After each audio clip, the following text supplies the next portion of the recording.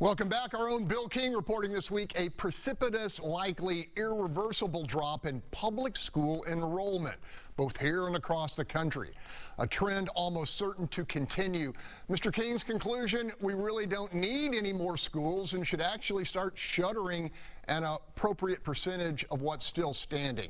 That assessment should be pretty sobering to those pushing Houston ISD's $4.4 billion bond issue, a measure that continues to confront very serious headwinds, not the least of which is powerful opposition from the Houston Federation of Teachers, focused largely on the district's controversial superintendent.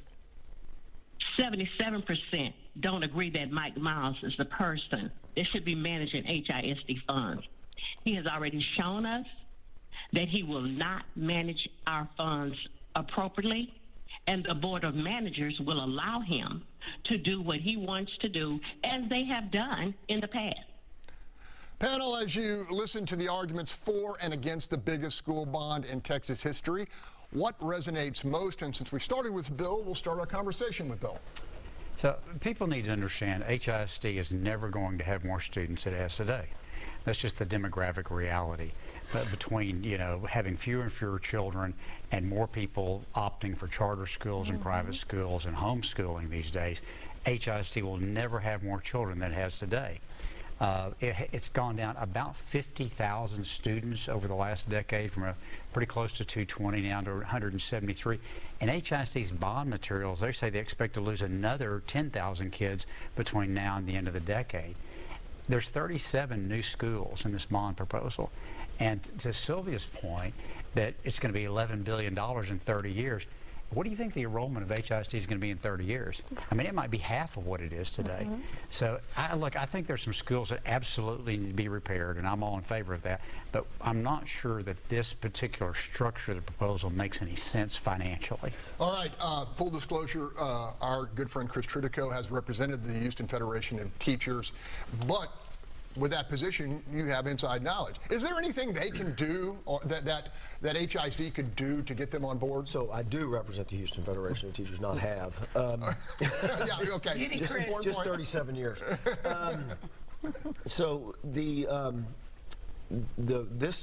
bond proposal, I think, is in serious trouble. If you don't have the HFT behind you and on this at HISD, then you already got 1 foot in the grave on the bond proposal, with the biggest union not backing it. And then you've got a serious gap between public support of the Board of Managers and the Superintendent Mike Miles, with the state installing these people, and the public doesn't support them. And so you've got all of that playing against this bond, and they make it the biggest bond in Texas history.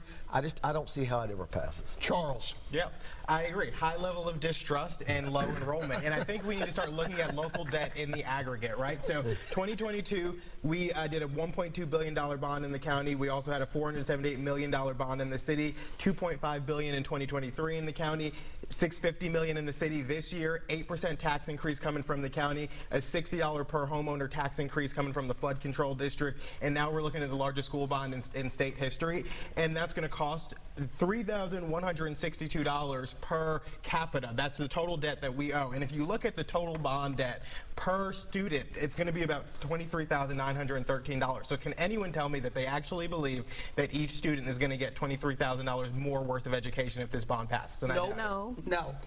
Your surrogate aunt, Tamara Bell, was beaming with pride with show and tell. I'm telling you, I am. Listen, Chris said that without the Federation of Teachers, they got 1 foot in the grave. Baby, you looking at the banana peel. Y'all going down, okay? Anybody who's working on the anti-bond campaign, give me a call, because I'm with you 100%. Mike Miles has already showed he is not about our children. I am a former teacher. Education is about the students. It's not about you cropping more money or sending money to Colorado or trying to get some program. And where these teachers and these principals have worked hard and got the grades up, you fired them, you got rid of them because it wasn't your NES method that they used to do it. So you didn't want people to see there are other ways to educate other than your way. No, baby, you need to go. You ain't getting nothing. Whew. We're going to break.